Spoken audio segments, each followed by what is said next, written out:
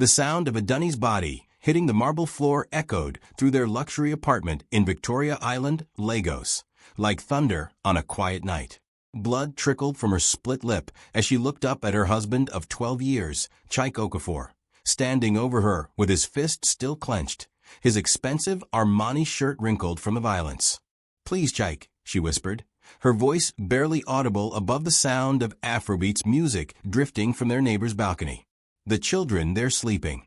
What would you do if you walked in on this? Hit like if you've been betrayed, and comment below where you're watching from." But Chike's eyes held no mercy, only the cold calculation she'd seen every Monday night for the past 8 months. His phone buzzed on the glass coffee table, and she caught a glimpse of the name that made her stomach turn. Ngozi Baby, with a heart emoji. "Clean yourself up," he commanded, straightening his tie as if he'd just finished a business meeting instead of beating his wife. "I have somewhere to be." Adunni Okafor had been the pride of her family when she married Chike 12 years ago. The daughter of a respected banker from Ibadan, she had given up her promising career as a financial analyst to become the perfect wife to Lagos' most successful construction mogul. Their wedding had been featured in This Day Style magazine, and their twin daughters, Kemi and Temi, now 10 years old, were the center of her world. The domestic betrayal had started subtly. Late nights at the office became weekends away. The smell of different perfumes on his clothes. Phone calls he'd taken private, speaking in hushed Igbo that he thought she couldn't understand. But it was the bruises that told the real story of her marriage's decay. Every Monday night, like clockwork, Chike would return from what she now knew were his visits to his mistress, Ngozi Uma, and take out his guilt and anger on her body. The emotional manipulation was surgical in its precision. He'd remind her of everything she owed him, every comfort their children enjoyed, every designer dress in her closet purchased with his money. As Chike grabbed his keys and headed for the door, Adunni pulled herself up, wincing at the pain shooting through her ribs. She caught her reflection in the hallway mirror, the same mirror where she used to admire herself in traditional Ankara gowns before family gatherings, where she'd helped Kemi and Temi practice their school presentations. The woman staring back at her was a stranger. Hollow cheeks, fearful eyes, and fresh bruises that makeup could no longer hide. "Mummy." Kemi's small voice came from the top of the stairs. Adunni quickly wiped the blood from her mouth. "Go back to bed, darling. Daddy just left for work." But as she heard the elevator ding and watched Chike's Range Rover pull out of their compound through the window, something inside her snapped. She walked to his study, knowing he kept his laptop unlocked, arrogant in his belief that she was too broken to fight back. What she found in his email drafts made her knees buckle. "My darling Ngozi, after I discipline her properly tonight, I'll come to you clean. She's becoming suspicious, but she's too weak to leave. The beating tonight will remind her of her place. See you at 10 p.m. Your king." The cheating spouse she'd suspected had become something far more sinister. This wasn't just infidelity in marriage. This was a calculated campaign of abuse orchestrated to please another woman. Adunni's hands trembled as she forwarded the email to herself, but her mind was crystal clear for the first time in months. She opened her phone and scrolled through her contacts until she found the name she hadn't called in 3 years. Folake Adebayo, her former colleague, who now ran the most ruthless divorce law firm in Lagos. As she dialed the number, her reflection in the black phone screen showed something Chike hadn't seen in months. A smile. Don't forget to like, subscribe, and turn on notifications for more gripping stories like this. What do you think happens next? Comment below. The morning sun streamed through the floor-to-ceiling windows of Folake Adebayo's law office in Ikoyi, casting long shadows across the mahogany conference table.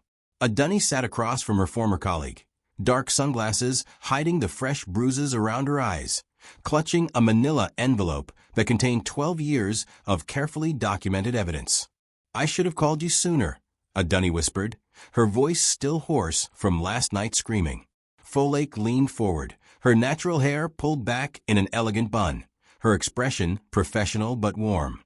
They had worked together at First Bank Nigeria before Adunni's marriage, back when Adunni was known for her sharp financial mind and infectious laugh. "Show me everything," Folake said simply.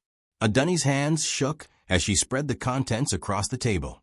Bank statements showing suspicious transfers to an account under Ngozi Uma's name. Photos of bruises she'd taken in secret over 8 months. Screenshots of text messages. Medical reports from private clinic visits she'd paid for in cash. "He's been beating me every Monday night after visiting his mistress," Adunni explained, her voice growing stronger with each word. "The emotional manipulation started 2 years ago, but the violence, that's new." He tells her about it, Folake. It excites them both. Folake's jaw tightened as she examined a medical report dated just 3 weeks ago. Bruised ribs, split lip, finger-shaped marks on Adunni's throat. "This man deserves to rot," Folake muttered in Yoruba, then switched back to English. "But we need to be smart. Chike has connections everywhere in Lagos. Politicians, judges, police commissioners. A direct assault won't work. What are you suggesting?" "We destroy him slowly, systematically, the same way he's been destroying you." Folake pulled out her laptop and began typing rapidly. "First, we secure your children. I have a contact at family court who owes me a favor. Emergency custody order based on domestic violence. That's our starting point." As she spoke, Folake's phone buzzed. Her expression changed as she read the message. "What is it?" Adunni asked. "Interesting timing. My investigator just sent me something about your husband's construction company. There might be more to your husband's Monday night routine than just his mistress." She turned her laptop screen toward Adunni.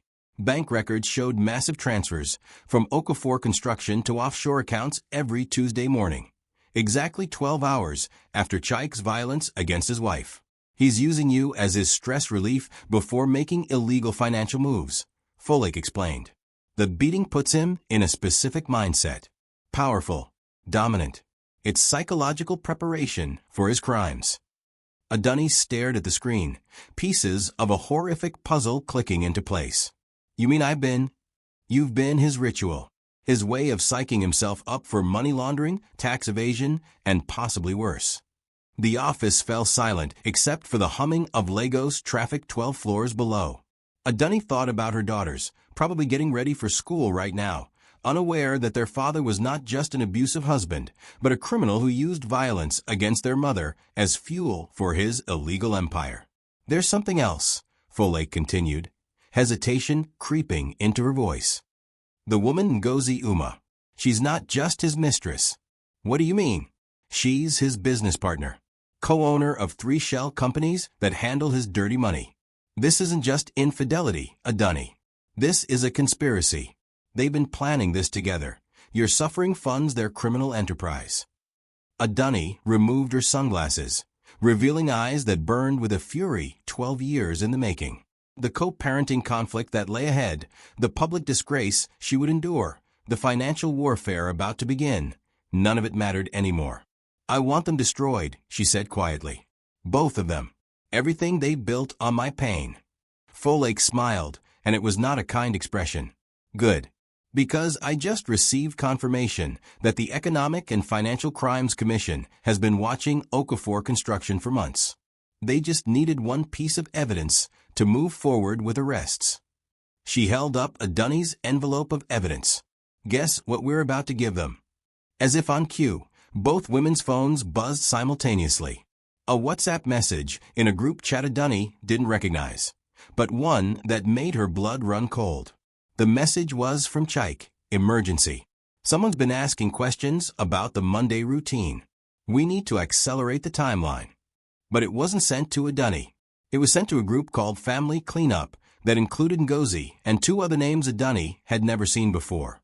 Her husband wasn't just planning to continue abusing her. He was planning to eliminate her entirely. Don't forget to like, subscribe, and turn on notifications for more gripping stories like this. What do you think happens next? Comment below. The black Mercedes-Benz pulled up to the Federal High Court in Lagos at exactly 9 a.m., its tinted windows reflecting the morning chaos of Tafawa Balewa Square. Inside, Adunni adjusted her traditional blue Ankara wrapper and matching head tie, the fabric carefully chosen to cover the healing bruises on her arms while projecting the dignity of a wronged wife seeking justice. "Remember," Folake whispered as they stepped out of the car, Show no weakness, but let them see your pain. The judge needs to understand what you've survived. The courthouse steps were already swarming with journalists. Word had leaked about the emergency custody hearing for the children of Lagos construction mogul Chike Okafor, and the society pages were hungry for scandal. But as they approached the entrance, Adunni's phone rang. "Mummy," Kemi's terrified voice cut through the morning noise. "Some men came to school and took us away. They said Daddy sent them." Adunni's blood turned to ice. "Where are you now, baby?" "I don't know. It's a big house. Temi is crying. The men won't let us call you." The line went dead. Folake was already dialing furiously as they rushed into the courthouse. "Judge Adeli, we have an emergency. They've taken the children." "Yes, I'll hold." In the marble corridors of justice, Adunni felt the walls closing in. The domestic betrayal had evolved into something far more dangerous. Chike wasn't just protecting his assets. He was using their daughters as weapons in a war she'd barely begun to fight. "Mrs. Okafor," a court clerk approached with nervous energy. "Your husband's legal team is requesting an immediate conference. They say they have information about your mental state that the judge needs to hear." Through the glass doors of Conference Room C, Adunni could see them. Chike in his most expensive agbada, flanked by 3 lawyers in matching suits. And beside him, like a queen holding court, sat Ngozi Uma. The mistress who had orchestrated her suffering was stunning in the way that money could make a woman beautiful. Designer everything, from her Brazilian hair to her Italian shoes. But it was her smile that made Adunni's stomach turn, the satisfied smirk of a woman who believed she'd already won. "She has the children," Folake confirmed, hanging up her phone. "My contacts at the school say men with proper documentation picked up Kemi and Temi 3 hours ago. Legal guardianship papers signed by your husband." "How is that possible?" "He's been planning this longer than we thought." They entered the conference room, and the temperature seemed to drop 10 degrees. Chike's lead attorney, a thin man with cold eyes, slid a folder across the table. "Mrs. Okafor, we have medical records showing your history of mental instability, prescription drug abuse, and violent episodes toward your children. We also have witness statements from domestic staff about your erratic behavior." Adunni opened the folder and stared at documents she'd never seen before. Psychiatric evaluations she'd never undergone. Prescriptions for medications she'd never taken. Photos of destroyed property that looked like her home, but weren't from any incident she remembered. "This is all fabricated," she breathed. Ngozi spoke for the first time, her voice honey-smooth with a slight Igbo accent. "Adunni, darling, we know about your drinking, your midnight episodes, the way you've been hitting those precious girls when Chike isn't home to protect them." The emotional manipulation was masterful. Every lie contained just enough truth to be believable. Yes, Adunni had been drinking more lately. Yes, she'd been struggling with depression. Yes, there had been moments when the pressure made her snap at her daughters. But she had never, ever laid a hand on Kemi and Temi. "Where are my children?" Adunni demanded, her voice carrying across the conference room like a war cry. Chike finally spoke, his tone gentle and concerned. The same voice he used when explaining to friends why his wife had accidentally fallen down the stairs again. "They're safe, my dear, getting the professional help they need to recover from the trauma you've caused them. Dr. Emeka's private facility in Abuja specializes in children who've been abused by mentally unstable mothers." The public disgrace was unfolding exactly as they planned. By evening, every newspaper in Lagos would carry the story. Construction mogul saves children from mentally ill mother. Her reputation, her credibility, her very identity as a mother, all of it would be destroyed. But then Folake slid her own folder across the table. "Gentlemen, ladies, before we proceed with this fiction, I think you should see what the Economic and Financial Crimes Commission delivered to my office 1 hour ago." The color drained from Chike's face as Folake opened the folder to reveal EFCC badges, arrest warrants, and asset seizure orders. "Mr. Okafor, you're under arrest for money laundering, tax evasion, and criminal conspiracy. Miss Uma, you're also under arrest as a co-conspirator. This conference room is now surrounded. As if summoned by her words, the doors burst open and armed EFCC agents flooded in. But Chaik was smiling. "You think this changes anything?" he laughed as the handcuffs clicked around his wrists. "I have judges in my pocket, Adunni. Politicians who owe me favors. I'll be out by dinner, and you'll never see your daughters again." The lead EFCC agent, a tall Hausa man with scars on his knuckles, leaned close to Chaik's ear. "Actually, sir, there's been a development. Your daughters? They were never taken by your men. They're safe at their grandmother's house in Ibadan. The phone call your wife received was staged." Adunni looked at Folake in shock. "We've been planning this too, my dear," Folake explained as chaos erupted around them. The real revenge was never going to be fought in this conference room. As Chaik and Ngozi were dragged away in handcuffs, the lead agent handed Adunni a phone. "Mummy." Kemi's real voice came through clearly. "Grandma says we can stay here until you come get us. Are you okay?" But before Adunni could answer, another agent approached with grim news that would change everything. "Ma'am, we need to tell you about the other wives. Comment your thoughts on this betrayal. Share this story if you believe in justice for betrayed women." The safe house in Suralere looked nothing like the luxury Adunni was accustomed to. Peeling paint, mismatched furniture, and the constant hum of generators from neighboring buildings created a stark contrast to her Victoria Island penthouse. But it was here, in this modest sitting room with faded photos of Lagos past, that she learned the true scope of her husband's cruelty. "Meet Amara and Zainab," Agent Yusuf said, gesturing to two women who looked like broken reflections of herself. Amara was Igbo like Chaik, probably in her early 30s, with tribal marks on her cheeks and eyes that had seen too much pain. Zainab appeared to be Hausa, wearing a simple hijab and traditional wrapper, her hands trembling as she clutched a tissue. "We were all married to him," Amara explained, her voice barely above a whisper.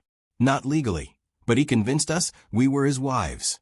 Ceremonies in different cities, different identities." Adunni's world tilted on its axis. "What do you mean, different identities?" Agent Yusuf opened his laptop. "Your husband has been operating under multiple names across Nigeria for 15 years. Chaik Okafor in Lagos, Emeka Nwankwo in Abuja, Ibrahim Suleiman in Kano. Each identity had a wife, a family, a construction business, and the same pattern of abuse." The photos on the screen showed Chaik in traditional attire from different regions. In Kano, he was a devout Muslim businessman. In Abuja, he was a Catholic family man. In Lagos, he was the successful Igbo entrepreneur she'd married. "How many of us are there?" Adunni asked, though she wasn't sure she wanted to know. 7 wives. 12 children, Zainab answered in accented English. "All beaten every Monday night. All told we were crazy when we suspected cheating. All threatened with losing our children if we tried to leave." The co-parenting conflict Adunni thought she faced was nothing compared to this revelation. Her daughters had half-siblings across Nigeria they'd never met. Children who had been terrorized by the same man who tucked Kemi and Temi into bed with gentle kisses. But why Monday nights? Adunni asked, the pattern that had haunted her for months finally demanding explanation. Amara and Zainab exchanged a look that chilled her blood. "Because Tuesday mornings are when he moves the money," Amara explained. Each beating was filmed and sent to different clients, politicians, business partners, foreign investors. They paid extra to fund projects knowing their money manager was disciplined enough to handle pressure. The domestic betrayal wasn't just personal. It was performance art for criminals who wanted assurance that their money manager had absolute control over his environment. The violence made them trust him with bigger transactions, Agent Yusuf added. A man who could break his wives into submission every week could be trusted to break any opposition to their illegal activities. Adunni thought she might vomit. Every Monday night beating had been a show, recorded and distributed like some twisted resume of cruelty. "There's more," Agent Yusuf continued. Ngozi Uma wasn't just coordinating with him in Lagos. She was managing all 7 locations, all 7 wives. She knew about every beating, every threat, every child used as leverage. The mistress had been the puppet master of a nationwide network of abuse. "We need your help to bring them all down," Amara said, reaching for Adunni's hand. "The other wives, the shell companies, the politicians who paid for our pain. But it means going public with everything. Full exposure." Before Adunni could respond, her phone buzzed with a message from an unknown number. "Beautiful children, those twins. It would be unfortunate if something happened to them while Daddy is in jail." A second message contained photos of Kemi and Temi playing in their grandmother's compound in Ibadan, clearly taken from outside the gates. "They found the girls," Adunni breathed. Agent Yusuf was already mobilizing his team, barking orders into his radio. But as police sirens wailed in the distance, heading toward Ibadan, another message arrived. This time it wasn't text, it was a video call. The screen filled with Ngozi's face, but she wasn't in police custody, as they'd assumed. She was sitting in what looked like a private jet, champagne flute in hand, smiling like a woman without a care in the world. "Hello, Adunni darling," she purred. "Did you really think we didn't have contingency plans? Chike might be in custody, but our network runs much deeper than one man." Behind her, Adunni could see other figures in the shadows, men in expensive suits she didn't recognize, but whose presence radiated danger. "Your little EFCC arrest was adorable, but you've forgotten something important about Nigeria. Money talks, and we have a lot of it. What do you want?" Adunni demanded. "Simple. You're going to withdraw all charges, admit to mental instability, and disappear quietly to America or Europe with your daughters. In return, all 7 families stay alive." The screen shifted to show feeds from multiple locations, surveillance footage of all the other wives and their children going about their daily routines, unaware they were being watched. "You have 24 hours to decide. Choose poorly, and everyone suffers for your heroics." The call ended, leaving the safe house in stunned silence. But as despair settled over the room, Agent Yusuf's radio crackled with unexpected news. "Sir, we have a problem at the prison. Chike Okafor isn't in his cell. He escaped during transport an hour ago. The man who had terrorized 7 women across Nigeria was free. His network was still operational. And now he had every reason to eliminate the evidence of his crimes. Starting with his wives. Don't forget to like, subscribe, and turn on notifications for more gripping stories like this. What do you think happens next? Comment below. The traditional market in Balogun hummed with typical Lagos energy as Adunni moved through the narrow alleys between fabric stalls, her head wrapped in a simple gheli that concealed her identity among thousands of shoppers. The chaos of haggling voices and blaring horns provided perfect cover for what Agent Yusuf had called the most dangerous meet in FCC history. 3 days had passed since Chike's prison escape, and the network of wives had gone underground. Now they were converging on this central Lagos market for a meeting that would either destroy their tormentor or get them all killed.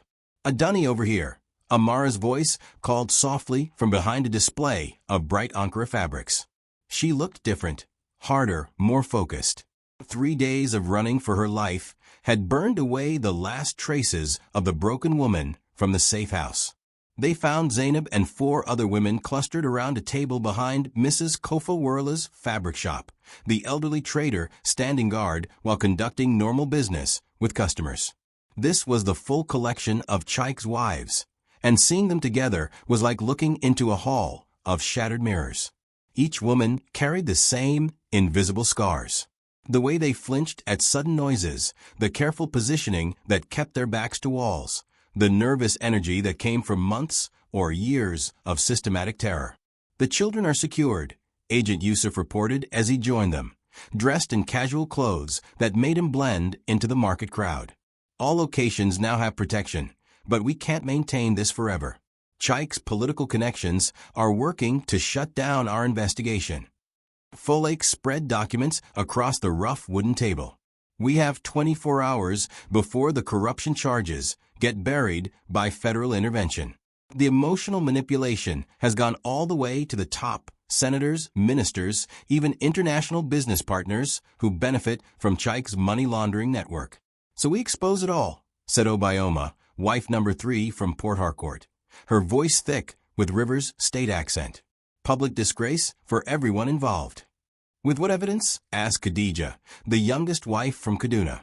They've had 3 days to destroy records, threaten witnesses, buy off officials. Adunni had been quiet through most of the meeting, but now she pulled out her phone and placed it on the table. Not all the evidence, she said simply. The screen showed a video file dated 8 months ago, the night of her first Monday beating.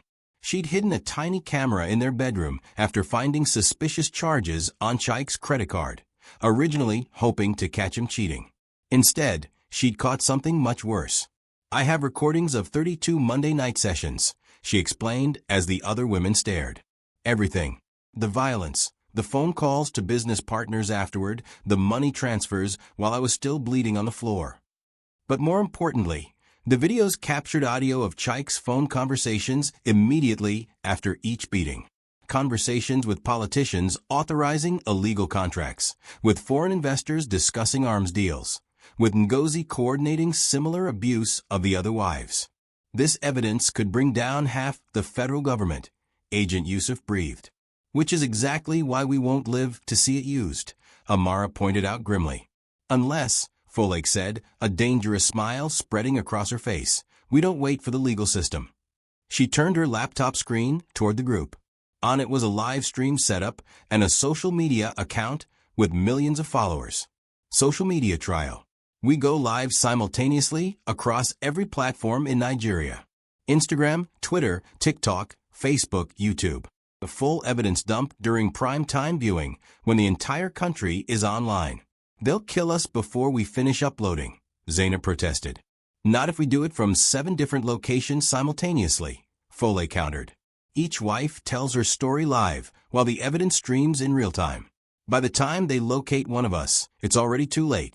The plan was audacious and terrifying. Public disgrace on a national scale, with no legal protection and no guarantee of survival. There's something else, Agent Yusuf added reluctantly. We intercepted communications suggesting Chaik and Ngozi aren't just planning to eliminate you. They're planning a mass casualty event to distract from their crimes. Something big enough to dominate the news cycle and bury your story. What kind of event? Adunni asked, though she dreaded the answer. A bombing. During tomorrow night's Independence Day celebration at the National Stadium. Thousands of innocent people will die just to cover up one man's domestic crimes. The magnitude of evil they were facing hit the group like a physical blow. This wasn't just about domestic betrayal anymore. It was about preventing a terrorist attack that would claim thousands of lives. We have to stop them, Obioma said firmly. All of us. Tonight. As the women looked around the table at each other, something shifted in the air. 7 broken wives were transforming into 7 warriors, united by shared trauma and driven by righteous fury. The live stream goes up at 8 p.m., Adunni decided. Everything. The beatings, the money laundering, the political corruption, the planned bombing. We burn it all down in one night. But as they began to disperse, each woman preparing for what might be her final night alive, Adunni's phone buzzed with a message that made her blood freeze. It was a live video feed from inside her daughter's school in Ibadan, the school that was supposedly under police protection. The message was simple. Change your mind yet? Don't forget to like, subscribe, and turn on notifications for more gripping stories like this. What do you think happens next? Comment below. The rooftop of the abandoned banking building in Broad Street offered a perfect view of Lagos Island's glittering skyline, but Adunni couldn't appreciate the beauty tonight. In 30 minutes, 7 women would simultaneously expose the largest political and criminal conspiracy in Nigerian history, knowing it would likely be the last thing they ever did. Her laptop was already streaming live to YouTube, Instagram, and Facebook, with over 50,000 viewers waiting for what the hastily created event page called The Truth About Nigerian Politics. The comment section was exploding with curiosity and skepticism. Signal check. Folake's voice crackled through the earpiece as she coordinated from her office in Ikoyi. Adunni, you're our anchor. Start with your story, then we'll bring in the others. Through her earpiece, Adunni could hear similar setups across Lagos. Amara broadcasting from a hotel in Surulere, Zainab from a mosque in Mushin, the other wives from secure locations across the city. Each had their evidence ready, their stories prepared, and their children safely hidden.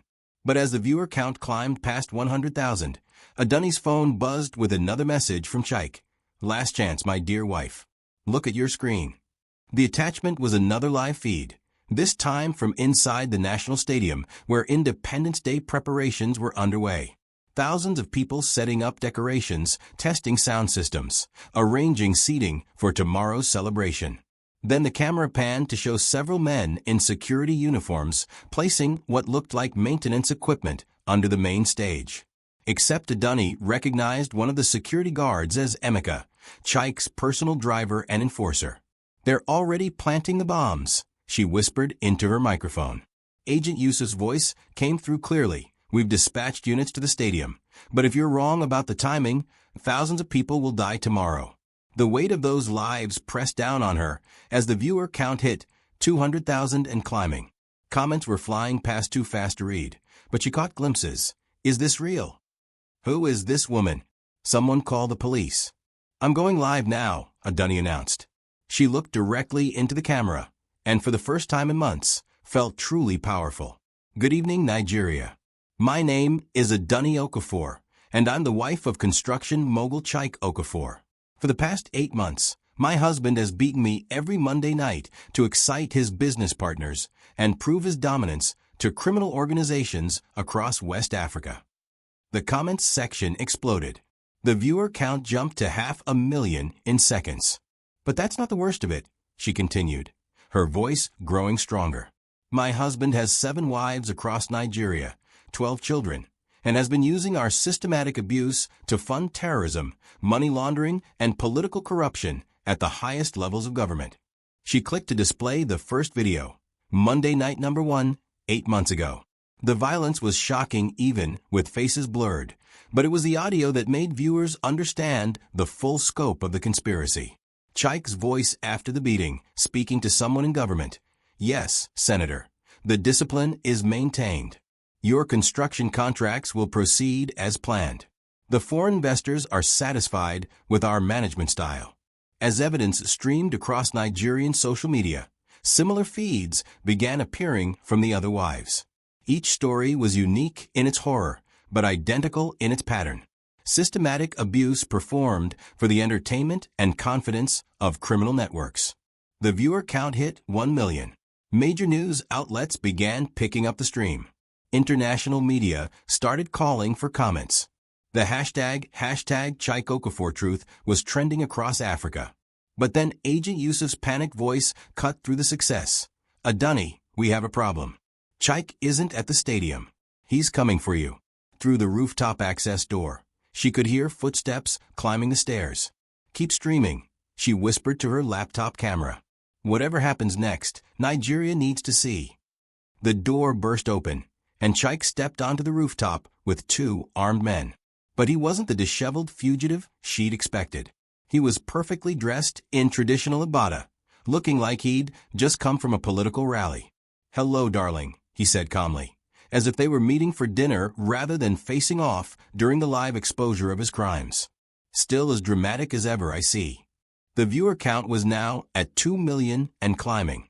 Comments were screaming for police, for help, for someone to save her. "It's over, Chaik," Adunni said, keeping the camera focused on his face.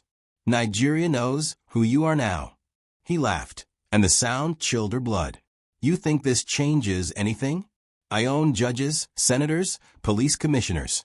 By morning, this will be dismissed as the ramblings of a mentally unstable woman, and you'll be dead from a tragic suicide brought on by guilt over your false accusations." "Except for one thing," Adunni replied, touching her earpiece. "Folake now." Suddenly, every television in Lagos, every screen in Nigeria, switched to their emergency broadcast signal. The government had tried to shut down their internet streams, but Folake had prepared for that too. The evidence wasn't just streaming on social media anymore. It was broadcasting on every channel, every radio station, every digital billboard in the country. "You see, my dear husband," Adunni said as Chaik's confident expression finally cracked. "You taught me something important about power." She stood up, looking directly into the camera while addressing her abuser for the last time. Sometimes the only way to stop a monster is to make sure the entire world is watching when you do it. Chaik raised his gun, but before he could fire, the rooftop erupted with the sound of helicopters and spotlights blazing down from above. The EFCC tactical team had arrived, but as they rappelled onto the rooftop and chaos erupted around them, Adunni noticed something that made her blood run cold. One of the tactical officers was smiling at Chaik. The corruption went even deeper than they'd imagined. Share this story with someone who needs to hear about fighting back. What do you think happens when the system itself is corrupt? Comment below. The safe house had moved again, this time to a modest flat in Acadia, where the sounds of aircraft from Murtala Muhammad Airport provided constant cover for whispered conversations. But the mood among the 7 wives was different now, electric with the energy that comes after crossing a line from which there was no return. 47 million views and counting, Folktale announced, scrolling through analytics on her tablet. The hashtag is trending in 12 countries. CNN, BBC, Al Jazeera, they're all picking up the story. 3 days had passed since the rooftop confrontation, and Nigeria was in chaos. The live stream had worked better than they dared hope. Social media had made it impossible for the government to suppress the evidence, and international pressure was mounting for investigations into the highest levels of Nigerian politics. But Chaik was still free. The tactical officer who smiled at him, Agent Yusuf explained, pacing the small living room with barely contained fury, was Commander Taiwo Adebisi, 20-year veteran, decorated service record, and apparently on Chaik's payroll for the past 5 years. How many others? Asked Amara, nursing her baby while simultaneously monitoring news feeds on her phone. We're not sure. The corruption investigation has expanded to involve Interpol, but that also means we can't trust anyone in the domestic security apparatus. Through the window, Lagos life continued as normal. Street vendors calling out their wares, Danfo buses navigating impossible traffic, children in school uniforms walking home. None of them knew that 7 women in this anonymous apartment were orchestrating the exposure of a criminal network that stretched from Lagos to London. There's been a development, Agent Yusuf continued, his voice grim. Ngozi Uma surfaced in Dubai yesterday. She gave an interview to Premium Times, claiming you're all part of a political conspiracy to frame innocent businessmen. He turned his laptop toward them. Ngozi sat in luxury hotel surroundings, perfectly composed, wearing traditional Nigerian attire that projected respectability and victimhood. These women, she said to the camera, are being manipulated by opposition politicians who want to destroy successful Igbo businessmen. Chaik Okafor is a pillar of our community, and these false accusations of domestic violence are designed to bring down a man who has lifted hundreds of families out of poverty. The emotional manipulation was masterful. She positioned herself not as Chaik's co-conspirator, but as another victim of political machinations. She's turning this into tribal politics, Zainab observed, her legal training from university finally proving useful, making it seem like the Igbo community is under attack. It's working, Folktale added grimly. Social media sentiment is starting to shift. Some people are calling our evidence fabricated, claiming the videos were deepfaked. Adunni felt the familiar weight of helplessness settling on her chest. Even with millions of witnesses, even with undeniable evidence, the machine of corruption and manipulation was grinding forward to protect itself. We need something bigger, she said quietly. Something they can't explain away or politicize. Like what? Obioma asked. Like this, Agent Yusuf said, pulling up a new window on his laptop. The screen showed financial records that made the previous evidence look simple. Money flows from Nigerian government contracts to Swiss banks, from Swiss banks to arms dealers in Eastern Europe, from arms dealers to terrorist organizations across West Africa. Chaik wasn't just laundering money, Agent Yusuf explained. He was funding Boko Haram, ISWAP, and several other terrorist groups. The Monday night beatings weren't just psychological preparation for financial crimes. They were psychological preparation for authorizing mass murder. The scope of evil was so vast that Adunni struggled to process it. Every Monday night when Chike returned from beating her, he would then authorize financial transfers that funded kidnappings, bombings, and massacres across Nigeria. Her suffering had literally funded terrorism. This changes everything, Folake breathed. This isn't just domestic betrayal or financial corruption anymore. This is treason, international terrorism, crimes against humanity. Which means, Agent Yusuf continued, that several sitting senators, 3 state governors, and at least 1 federal minister are co-conspirators in funding terrorism. Before anyone could respond, all their phones buzzed simultaneously with an emergency alert. Breaking. Explosion at Murtala Muhammad Airport.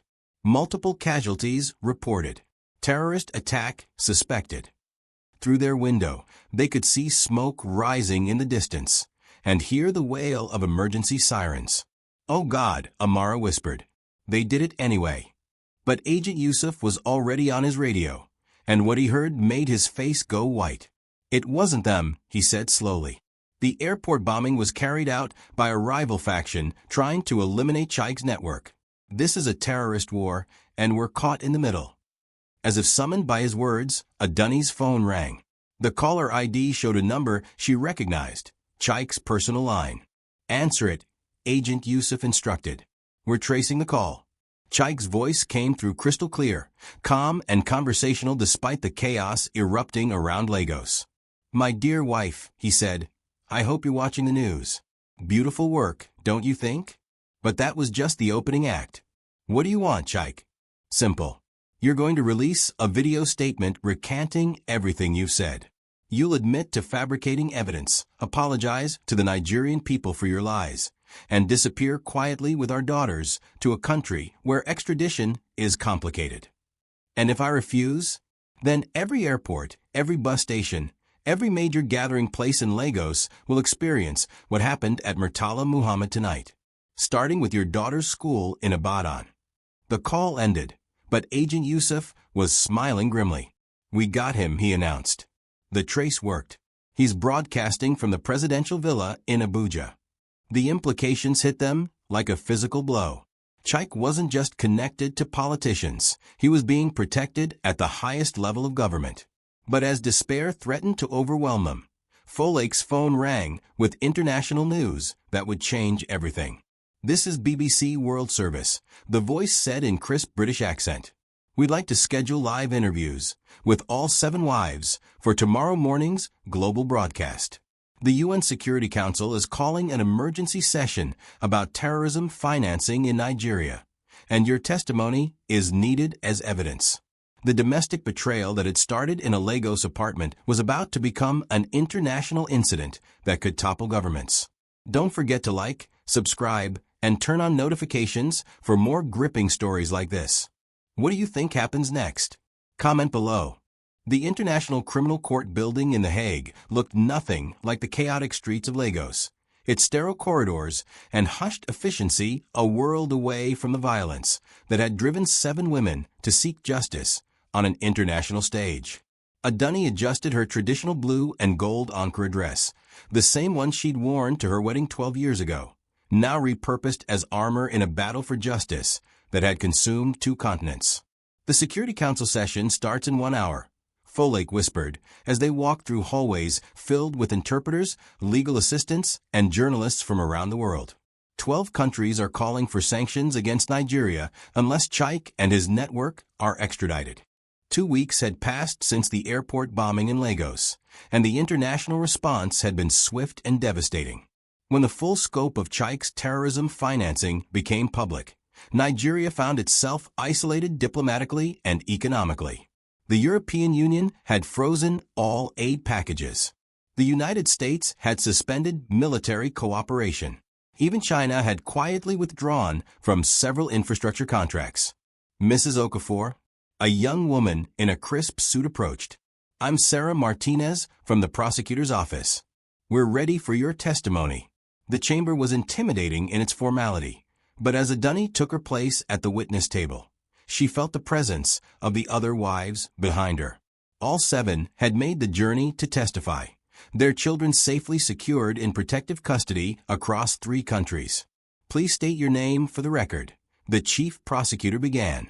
Adunni Okafor, first wife of Chike Okafor, mother of twins Kemi and Temi, survivor of systematic domestic abuse designed to facilitate international terrorism. The words felt powerful in this space. Here, her truth couldn't be dismissed as political manipulation or tribal conflict. Here, evidence mattered more than connections.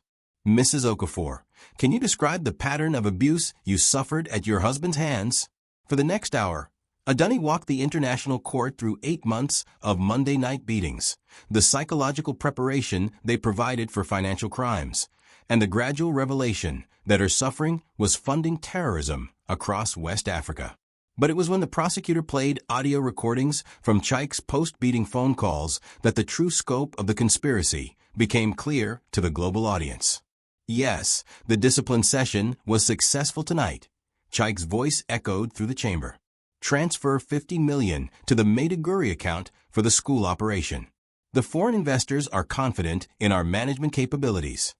The school operation had been the kidnapping of 200 schoolgirls by Boko Haram. The foreign investors included arms dealers from Russia, money launderers from Cyprus, and corrupt officials from half a dozen African governments. Every Monday night beating had funded atrocities. Mrs. Okafor, the prosecutor continued, what was your husband's relationship with Nigerian government officials? He owned them. Adunni replied simply. Senators, governors, ministers, they all received payments in exchange for looking the other way while he funded terrorism. Some of them even requested specific types of violence against the wives as proof of his commitment to their criminal enterprises. The chamber fell silent. Even experienced international prosecutors were shocked by the casual way political corruption and domestic violence had been intertwined. But then a commotion erupted at the back of the chamber. Armed security guards were escorting in a figure that made Adunni's blood freeze. Chike Okafor in handcuffs, dressed in a pristine suit that somehow maintained his aura of wealth and power even in captivity. Your Honor, his attorney announced, my client wishes to make a statement to the court. The presiding judge looked skeptical. This is highly irregular, but given the international implications, we'll allow brief comments. Chike was led to a podium 20 feet from where Adunni sat. For the first time in weeks, they were in the same room, and she could feel his presence like a physical weight. Your Honor, Chike began, his voice carrying the same calm authority that had once convinced her she was going crazy. Everything my wife has told you is true. The chamber erupted. Journalists scrambled for their phones. Even Adunni gasped in shock. I beat her every Monday night. I funded terrorism. I corrupted government officials across West Africa. I orchestrated the systematic abuse of 7 women to provide psychological preparation for authorizing mass murder. He turned to look directly at Adunni, and his smile was the same one she'd seen in their Lagos apartment on countless Monday nights. But here's what she hasn't told you, Your Honor. She knew. They all knew. Every wife was aware of the full scope of our operations, and every wife received substantial financial compensation for their participation in our theater of violence. The courtroom went silent as the implication sank in. If the wives had been willing participants rather than victims, everything changed.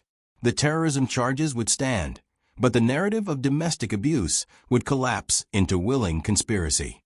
That's a lie, Adunni whispered, but doubt was already spreading through the chamber. Chike's attorney approached with a tablet displaying bank records. Your Honor, these accounts show regular large deposits to accounts controlled by each wife. Monthly payments ranging from $50,000 to $200,000, dating back years. Adunni stared at the screen, recognizing her own bank account information. The deposits were real, but she'd never seen them before. The accounts were opened in your names, Chike explained with gentle patience. Every beating, every tear, every moment of apparent suffering was compensated according to our agreed-upon rates. My wives are not victims. They are the most highly paid actresses in the world. The emotional manipulation was masterful even now. With a few documents and calm explanations, He was transforming their testimony from evidence of abuse into proof of conspiracy. But then Agent Yusuf's voice came through Adunni's earpiece, speaking from the observation gallery. "Adunni, check your pocket." Now, in her jacket pocket, she found a small device she hadn't noticed before, a recording device that Agent Yusuf must have planted before they entered the chamber. "Your Honor," she announced, standing up despite protocol, "I have additional evidence." She activated the device, and Chaik's voice filled the chamber. But this wasn't from months ago. This was from 30 minutes ago, in the holding cell where he'd been prepared for today's session. The beauty of the performance, his recorded voice explained to someone off camera, is that even if they prove everything we did, the wife testimony becomes worthless once I claim they were willing participants. International courts hate domestic abuse cases that turn into criminal conspiracies. In the background of the recording, another voice was clearly audible, Ngozi Uma, supposedly in Dubai, coordinating Chaik's defense strategy from the same building. The fake bank accounts were genius, Ngozi's voice continued. Backdated deposits that we can claim prove willing participation. Even if they were really victims, we can make it look like they were willing participants who got greedy and decided to expose us for more money. The chamber erupted again, but this time the energy was different. Chaik's confident expression cracked as he realized his final manipulation had been recorded and played back to the international community. "Your Honor," the prosecutor announced with grim satisfaction, "we have additional evidence that Mr. Okafor has been attempting to suborn perjury and obstruct justice from within this very building." But as security moved to restrain Chaik, he looked directly at Adunni one last time and mouthed words that made her blood run cold. "The children." Her phone buzzed with a message that contained a single photo, Kemi and Temi in their supposed safe house, with armed figures visible in the shadows behind them. Even from international custody, Chaik's network was still operational, and her daughters were still in danger. Don't forget to like, subscribe, and turn on notifications for more gripping stories like this. What do you think happens next? Comment below. The private jet descended through storm clouds toward Lagos, its cabin filled with an unlikely alliance of international law enforcement, Nigerian exile politicians, and 7 women who had become accidental symbols of resistance against government corruption. Through the window, Adunni could see the sprawling cityscape that had been her prison for 12 years, now transformed into the battlefield where her children's lives hung in the balance. The safe house was compromised 4 hours ago, Agent Yusuf reported, his voice tense with the weight of failure. Professional extraction, no casualties, but Kemi and Temi are gone, along with the other children. The Hague had been a victory. Chaik's conviction on terrorism charges was assured, international sanctions against his network were in place, and 3 Nigerian government ministers had already been arrested. But none of that mattered if 12 children disappeared into the darkness of West African human trafficking networks. "He's still orchestrating this from prison?" asked Amara, holding her own toddler closer as she processed the implications. "No," came an unexpected voice from the jet's communication system. "He's not." The cabin fell silent as Ngozi Uma's face appeared on the screen, broadcasting from what looked like a luxury compound somewhere in Nigeria. But something was different about her appearance, harder, more desperate than the composed manipulator they'd known. "Ladies, we need to talk," she continued, her voice lacking its usual honey-smooth confidence. "Chaik is exactly where you wanted him, rotting in an international prison with no chance of escape. But his network didn't die with him." She gestured to someone off camera, and the screen split to show the 12 children in what appeared to be a warehouse, all unharmed but clearly frightened. "I have a business proposition," Ngozi continued, "one that serves all our interests." "We don't negotiate with terrorists," Folake said firmly. "Terrorists." Ngozi laughed, but there was no humor in it. "You still don't understand what you've stumbled into, do you? Chaik was never the head of this organization. He was middle management, a very successful regional manager whose personal sadism made him useful for certain types of motivation. The implications crashed over them like cold water. The network they'd exposed through testimony in The Hague was just one branch of something much larger. Who's really in charge? Agent Yusuf demanded. People whose names you'd recognize from every major newspaper in Africa. People who fund presidential campaigns and own television networks, and send their children to universities in London and New York. The screen changed to show photographs that made Adunni's stomach turn. Chike at social events with heads of state, business leaders, international diplomats. Not as a criminal hiding in shadows, but as an openly celebrated member of Africa's political and economic elite. The Monday night performances weren't just for his immediate clients, Ngozi explained. They were recorded and distributed to members of an exclusive network spanning 15 countries. Rich men who paid premium prices to watch African women being systematically broken. Every Monday night beating had been streaming live to hundreds of powerful viewers across multiple continents. What do you want? Adunni asked, though she dreaded the answer. Simple. You're going to help me take over Chike's territory. Your testimony in The Hague proved you understand the business. Your international sympathy makes you perfect cover for restructuring operations. The proposal was obscene in its audacity, transformed from victims to perpetrators, using their newfound fame as abuse survivors to provide cover for continuing the same system that had terrorized them. We'll die before we help you, Zainab declared. Maybe you will, Ngozi agreed calmly. But your children won't. They'll live long, profitable lives in a business where young African children are worth considerably more than their mothers. The threat was clear, and the casual way she delivered it revealed just how deep the corruption ran. This wasn't just about money laundering or political bribery. This was about human trafficking on an industrial scale. But as despair settled over the cabin, Agent Yusuf's satellite phone rang with news that changed everything. Agent Yusuf, this is Director Morrison from Interpol. The voice crackled through static. Operation Thunderstorm is authorized for immediate deployment. We have strike teams positioned across 12 African capitals, and the server farms containing the streaming evidence have been located.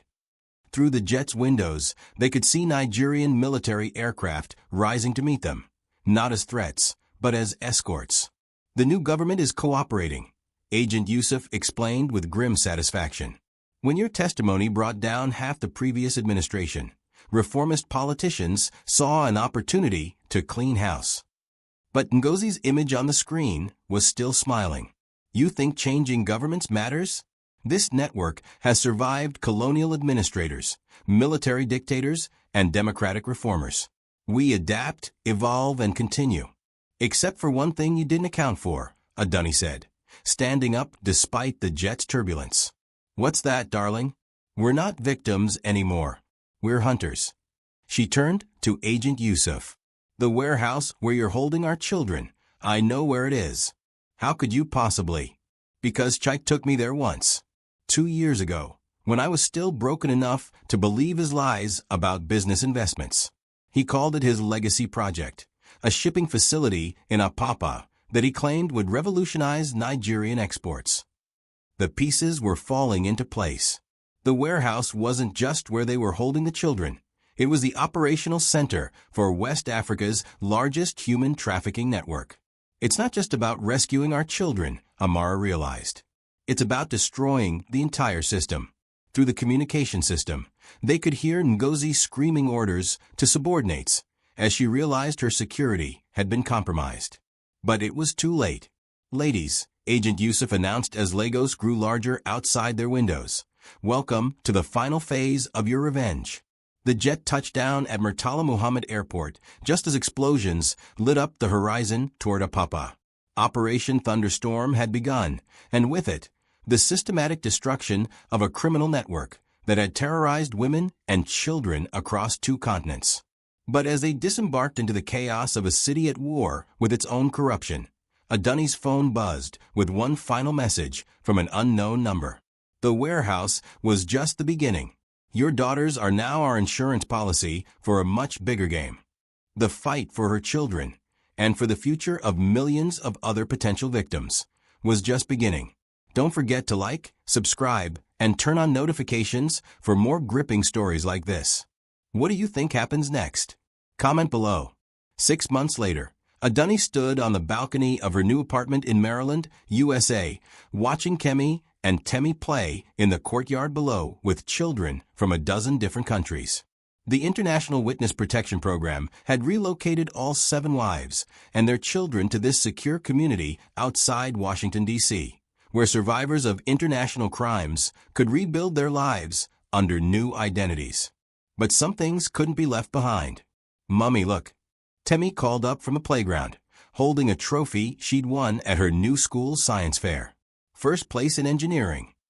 The sight of her daughters thriving, speaking English with slight American accents, attending therapy sessions that were actually helping them process trauma rather than creating it, should have filled Adunni with peace.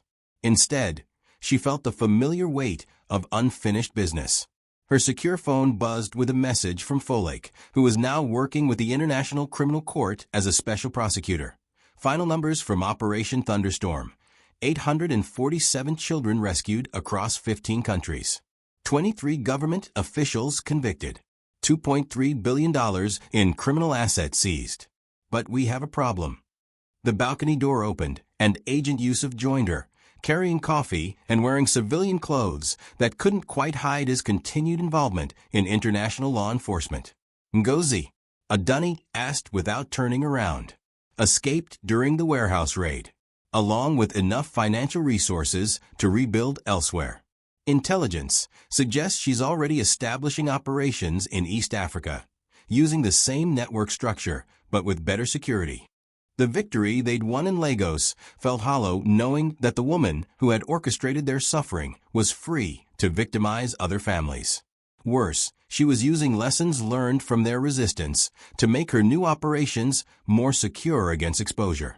"There's something else," Agent Yusuf continued, handing her a tablet displaying recent news from Nigeria. "President Adebayo wants to meet with all 7 wives. He's proposing a new initiative, the Adunni Foundation, to combat domestic violence and terrorism financing across Africa." The irony wasn't lost on her. The same suffering that had nearly destroyed her family was now being transformed into a tool for protecting others. But the foundation would also make her a public figure, ending any chance of the quiet anonymity that witness protection provided. "The other wives have agreed," Agent Yusuf added. "Even Amara, who has the most to lose." Through the courtyard, she could see other survivor families going about their evening routines. Ethiopian refugees who'd escaped human trafficking. Kenyan whistleblowers who'd exposed government corruption. Somali women who'd fought against forced marriage. All of them choosing safety and silence over continued resistance. All except the 7 wives who had declared war on an international criminal network. "There's a third option," Adunni said quietly. "What do you mean?" She turned from the balcony and walked to her laptop, where encrypted files contained everything they'd learned about Chaik's network, Ngozi's operations, and the larger criminal ecosystem that connected corruption across 3 continents. "We don't wait for governments or international courts or presidential foundations," she explained, opening communications channels to the other wives. "We hunt them ourselves." Agent Yusuf looked alarmed. "Adunni, you're civilians now. You have children to protect. You can't." "Can't what?" "Can't refuse to let other women suffer what we suffered. Can't use everything we've learned to prevent Ngozi from building her empire on new victims' pain." Her secure phone was already buzzing with responses from the other wives. One by one, they were agreeing to abandon the safety of witness protection for something more dangerous, but more meaningful. "The foundation can be our cover," Amara's message read. "Official international work combating domestic violence. Unofficial international work hunting the people who profit from it. I have contacts in East African law enforcement," added Zainab. "People who will cooperate with unofficial operations that their governments can't officially authorize." As evening fell over Maryland, Adunni made video calls to 6 other women scattered across the United States, and together they planned the next phase of their war against the forces that had tried to destroy them. "The children stay protected," she established as their first principle. "But we don't hide anymore." 6 months later, newspapers across East Africa began reporting on a mysterious organization that seemed to anticipate human trafficking operations before they could establish themselves. Criminal networks found their communications compromised, their financial transfers blocked, their safe houses raided by local police, who somehow always arrived at exactly the right moment. The organization never claimed credit, never sought publicity, never left evidence of its involvement. But survivors whispered about 7 women who had chosen justice over safety, who had transformed their own suffering into a weapon against anyone who would victimize the vulnerable. In a secure compound in Mombasa, Ngozi Uma read intelligence reports about her collapsing East African operations and felt a chill that had nothing to do with the ocean breeze. Her phone buzzed with a message from an unknown number. "We found you once. We'll find you again. Every Monday night, we're coming for everyone who profits from our pain." The 7-inch. The domestic betrayal that had started in a Lagos apartment had evolved into something unprecedented. An international network of survivor hunters who understood their enemies better than any law enforcement agency ever could. And they were just getting started. In Maryland, Adunni tucked her daughters into bed and kissed them goodnight, then walked to her home office where encrypted computers connected her to operations spanning 4 continents. The woman who had once cowered in fear every Monday night now spent those same nights coordinating the systematic destruction of criminal networks that preyed on women and children. Her revenge was no longer personal. It was global. And it was just beginning. Comment below if you believe in justice for survivors. Share this story with someone who needs to know that healing can become power. Don't forget to like, subscribe, and turn on notifications, because every Monday night, somewhere in the world, 7 women are still fighting for justice. What would you do if you had the chance for this kind of revenge? Let us know in the comments, and tell us where you're watching from. Tales by Ben brings you the stories that matter. Stories of survival, resistance, and the power of women who refuse to stay broken.